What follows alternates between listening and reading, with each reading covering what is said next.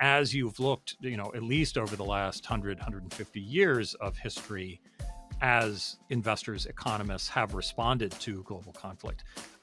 What do you think some of the kind of ways of thinking that investors should have, especially those investors that are tasked with a portfolio that goes beyond their own country's boundaries? Well, that's a very good question, and I wish there was an easy answer to it. The parallel I've got in my mind really is the period immediately after the First World War, where free trade is the dominant sort of MO.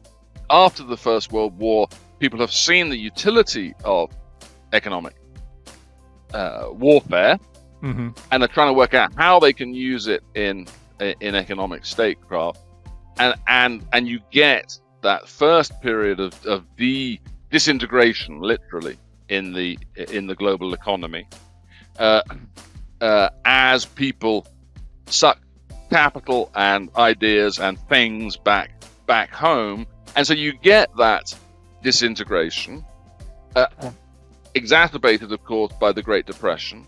You get a breakdown in trust, breakdown in the habit of international cooperations. And I think my concern is that some of these are themes that we may see more of over the next decade or so, and that makes you more vulnerable to events like the Great Depression, the Great Financial Crisis of 2008, 2009. And I suppose if I was to highlight one concern, it's around the Fed at the moment, right. And the Fed having been almost literally savior of the world economy in 2008, 2009, with their dollar swap lines extended more or less at will. Would a 2027 Fed faced with a similar kind of crisis operate in the same way? Well, if Powell was in power, maybe, but if he isn't, maybe not.